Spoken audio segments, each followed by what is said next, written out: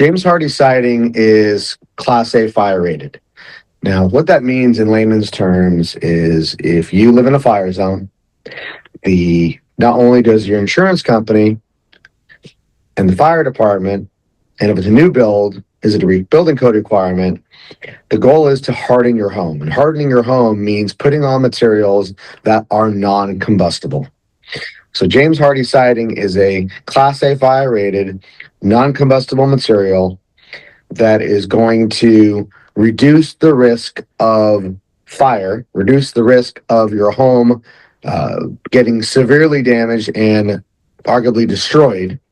So it is a phenomenal solution to harden your home, to protect your home, to not only minimize the risk of termites, dry rot, and woodpeckers, but to provide a Class A fire rated certification product that will potentially save your family and save your house, as well as satisfy insurance requirements and or to potentially even reduce premiums.